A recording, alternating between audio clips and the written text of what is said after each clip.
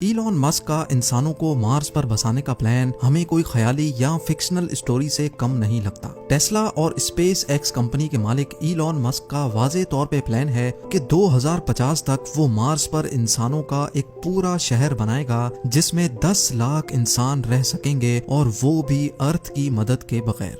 Elon Musk के इस plan का मजाक उड़ाया जाता था, लेकिन मार्स कॉलोनाइजेशन के इस ख्वाब पर लोग तब यकीन करने लगे जब नासा ने भी स्पेस एक्स के मार्स मिशन को ज्वाइन कर लिया। क्योंकि पिछले कई सालों से स्पेस एक्स रॉकेट टेक्नोलॉजी में काफी ज्यादा तरक्की कर चुकी है। जैसा कि हम जानते हैं कि इलॉन मस्क की company Tesla electric auto pilot cars बनाने में भी एक्सपर्ट है। इसी तरह स्पेस एक्स के रॉकेट्स में भी ऐसी टेक्नोलॉजी इस्तेमाल की गई है जिसमें वो कम से कम फ्यूल यूज करके स्पेस तक पहुंचाने की कैपेबिलिटी रखते हैं। मार्स, जो कि अर्थ से 6 करोड़ 20 लाख किलोमीटर दूर है, वहां तक इंसानों को पहुंचाने के लिए एक खास स्टारशिप बनाई जा रही है जो इलॉन मस्क के मुताबिक टेस्ला में इस्तेमाल होने वाली बैटरीज पर ऑपरेट होगी, यानी उसमें फ्यूल कम से कम इस्तेमाल किया जाएगा। मार्स तक तो वो इंसानों को पहुंचा देगा, लेकिन सवाल ये उठता है कि मार्स पर इंसानों की कॉलोनी कैसे मुमकिन होगी। आखिर इलॉन मस्क और नासा इस हरे भरे अर्थ को छोड़कर इंसानों को इस बंजर मार्स की जमीन पर क्यों बसाना चाहते हैं? ना ही वहाँ सांस लेने के लिए ऑक्सीजन है, ना ही खाने पीने का सामान, और ना ही -100 डिग्री सेल्सियस जितनी सर्दी में सर छुपाने की जगह।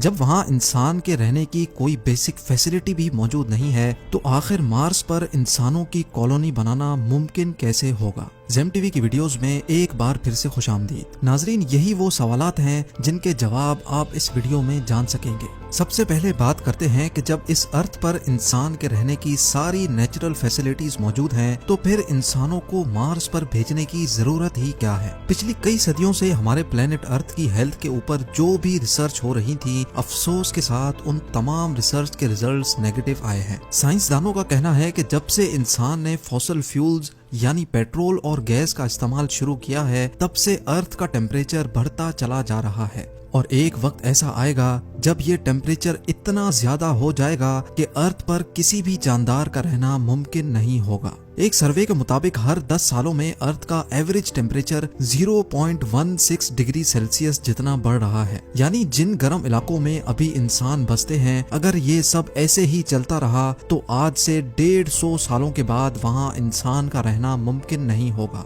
टेम्परेचर बढ़ने की वजह से ग्लेशियर्स भी धड़ाधड़ पिघल रहे हैं, जिनकी वजह से फ्लड्स, साइक्लोन्स और सुनामी का चांस भी बढ़ता जा रहा है। बात सिर्फ फ्यूल के इस्तेमाल की ही नहीं है। इस पॉल्यूशन ने हमारे अर्थ की ओजोन लेयर को भी डैमेज कर दिया है। वो ओजोन लेयर जो सूरज से निकलने वाली जानलेवा रेस से हमें बचाती है, वो भी अब आहिस्ता आहिस्ता करके डैमेज होती जा रही है। यानी एक तरफ पॉल्यूशन से पैदा होने वाली गर्मी और दूसरी तरफ खौफनाक सोलर रेडिएशंस। साइंसदानों को एक बात तो कंफर्म हो चुकी है कि एक ना एक दिन हमारा अर्थ रहने के काबिल नहीं बचेगा, और यही वजह है कि हम इंसान अपने लिए एक दूसरा घर यानी एक दूसरा प्लेनेट अभी से ढूंढ रहे हैं। लेकिन सिर्फ मार्स ही क्यों? हमारे सोलर सिस्टम में तो दूसरे भी कई प्लैनेट्स मौजूद हैं, तो फिर आखिर मार्स को ही क्यों चुना जा रहा है?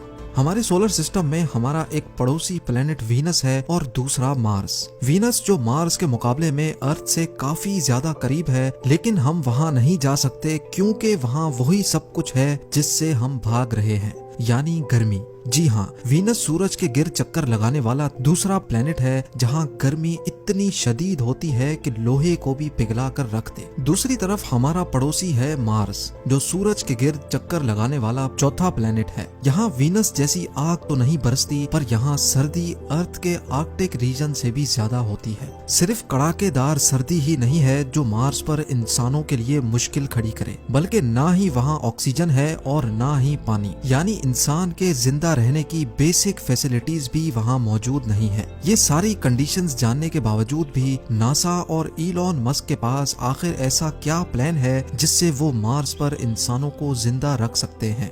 इलॉन मस्क के प्लान के मुताबिक 2026 में पहले मार्स पर इंसानों का एक छोटा ग्रुप जाएगा। इस ग्रुप के पास कम से कम 2 साल जिंदा रहने की तमाम चीजें मौजूद होंगी।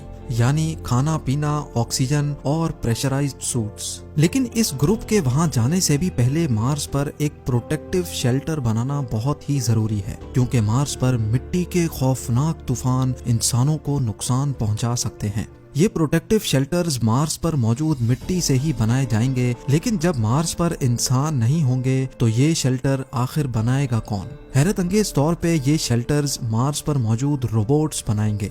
आर्टिफिशियल इंटेलिजेंट रोबोट्स को इंसानों से पहले मार्स पर भेजा जाएगा। ये एक खास किस्म के रोबोट्स होंगे जो वैसे तो अलग अलग हिस्सों में काम कर सकेंगे, लेकिन जरूरत पड़ने पर वो आपस में जुड़ भी सकेंगे। ये रोबोट्स इंसान के काम करने से काफी ज्यादा फास्ट काम कर सकेंगे, जिनमें कैमरास, सेंसर्स, मिट्टी खोदने के लिए एक्सकवेटर्स और 3D प्रिंटर यूनिट्स भी लगे होंगे। सोलर एनर्जी से चलने वाले ये रोबोट्स पहले तो सेंसर्स की मदद से एक खास किस्म की मिट्टी ढूंढेंगे। जिस जगह पर वो खास मिट्टी ज्यादा पाएंगे वहीं वो अपना बेस यूनिट कायम कर लेंगे। इन रोबोट्स में से जिसका काम डिगिंग का होगा वो उस जगह को खोदकर मिट्टी को कलेक्ट करेगा और फिर छोटे छोटे रोबोट्स ये मिट्टी रिफाइनिंग यूनिट तक लेकर जाएंगे। रिफाइनिंग के बाद ये मिट्टी 3D प्रिंटर यूनिट तक पहुंचाई जाएगी, जो एक एक लेयर करके 3D प्रिंट करते जाएंगे। कई महीनों तक ये काम ऐसे ही चलता रहेगा, जिसको अर्थ से बैठकर भी मॉनिटर किया जा सकेगा। शेल्टर कंप्लीट होने के बाद स्टार्ट होगा रोबोट्स का दूसरा फेज। अब मार्स पर पहली बार इंसानों का एक ग्रुप लैंड करेगा। क्योंकि इंसान यहाँ पहली बार लैंड करेंगे, इसीलिए इनके पास काफी सारा सामान भी मौजूद होगा। मार्स पर मौजूद रोबोट्स इंसानों को वहाँ वेलकम करेंगे, उनका सामान उठाकर लैंडिंग साइट से बेस यूनिट तक लेके जाएंगे और बेस यूनिट के शेल्टर के अंदर छोटे छोटे यूनिट्स को रखा जाएगा, जो अपने आप इन्फ्लेट हो जाएंगे। क्योंकि मार्स का एटमॉस्फेरिक प्रेशर बहुत ही कम है, इसी वजह से इंसान वहाँ इन प्रेशराइज्ड यूनिट्स में रहेंगे। यानी इन यूनिट्स में अर्थ की तरह आर्टिफिशियल प्रेशर बनाया जाएगा। ये सारे प्रेशराइज्ड केबिन्स एक दूसरे से जुड़े होंगे और इनको इलेक्ट्रिसिटी देने के लिए एक सोलर फार्म रोबोट्स की मदद से कायम किया जाएगा। अगर किसी इंसान को बेस यूनिट से बाहर जाना होगा तो एक स्पेशल गाड़ी केबिन के दरवाजे से आकर फिक्स हो जाएगी, ताकि दरवाजा खोलने से अंदर का प्रेशर लीक ना हो सके। अब बारी होगी मार्स पर एक ग्रीन हाउस बनाने की, ताकि मार्स पर वेजिटेशन की जा सके। साइंस रिसर्च के मुताबिक मार्स पर स्टार्टिंग में सिर्फ पोटैटोज और बीन्स लगाए जा सकेंगे। ग्रीन हाउस के अंदर प्लांट्स जैसे जैसे बड़े होंगे, उनमें से एक ऐसी चीज निकलेगी जिसका होना मार्स पर बहुत ही ज्यादा जरूरी है, और वो है ऑक्सीजन। जी हाँ, ये प्लांट्स मार्स पर सब्जियों के अलावा इंसानों को ऑक्सीजन भी देंगे, लेकिन ये ऑक्सीजन इतना ज्यादा नहीं होगा, इसलिए जल्द अज जल्द मार्स पर ऑक्सीजन बनाने का भी बंदोबस्त किया जाएगा। हैरत अंगेज तौर पे ये एक्सपेरिमेंट मार्स रोवर पहले ही कर चुका है। एक स्पेशल डिवाइस जो सोलर एनर्जी के जरिए ऑपरेट होगी, वो मार्स के एटमॉस्फेयर से कार्बन डाइऑक्साइड को लेकर उसमें से हीट और इलेक्ट्रिकल करंट पास करेगी, जिससे ऑक्सीजन कार्बन डाइऑक्साइड से अलग हो जाएगा और उस ऑक्सीजन को कलेक्ट कर लिया जाएगा। यानी अब इंसानों की एक छोटी टीम वहां ऑक्सीजन भी बना सकेगी। खाने के लिए उनके पास सिर्फ 2 डिश ही सही, पर खाना मौजूद होगा। और मार्स की जमीन के नीचे फ्रोजन वाटर मार्स पर मौजूद रोवर पहले ही ढूंढ चुका है, तो उस बर्फ को पिघलाकर पानी भी बनाया जाएगा।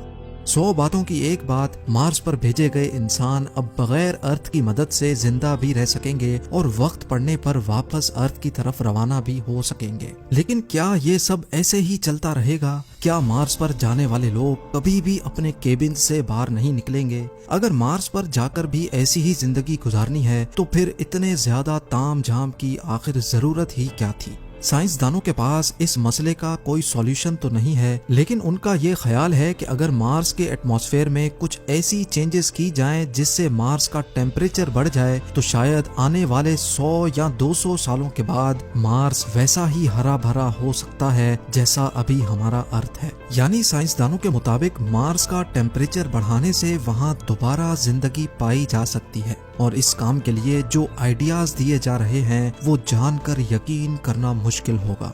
एक MIT स्टूडेंट मार्गरीटा मैरिनोवा का आइडिया है कि मार्स पर रोबोट्स की मदद से फैक्ट्रीज बनाई जाएं, जो सुबह शाम और दिन रात सिर्फ एक ही काम करेंगी। उनका काम होगा सिर्फ धुआं निकालना, और उस धुएं की वजह से मार्स में भी वही सब कुछ होगा जो अर्थ के साथ हो रहा है, यानी ग्लोबल वार्मिंग।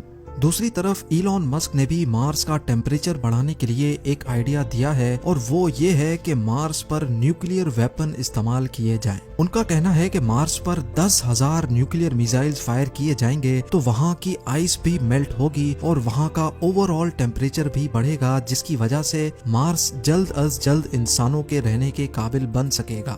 नाजरीन, इलॉन मस्क और नासा का अभी तक का प्लान यही है कि 2026 में पहले इंसानों का छोटा ग्रुप वहां जाकर मुख्तलिफ एक्सपेरिमेंट्स करेगा और फिर हर 2 सालों के बाद जब अर्थ और मार्स एक दूसरे के करीब आ जाते हैं तब वहां मजीद लोग भेजे जाएंगे। 2050 तक मार्स पर 10 लाख लोग ऐसे ही प्रेशराइज्ड केबिन्स में रहेंगे और साथ साथ मार्स का टेम्परेचर बढ़ाने के लिए भी कोशिशें की जाएंगी। उनका ख्याल है कि 100 या 200 सालों के बाद वो मार्स को भी अर्थ जैसा प्लेनेट बनाने में कामयाब हो जाएंगे। उम्मीद है ज़ेम टीवी की ये वीडियो भी आप लोग भरपूर लाइक और शेयर करेंगे। आप लोगों के प्यार भरे कमेंट्स का बेहद शुक्रिया। मिलते हैं अगली शानदार वीडियो में।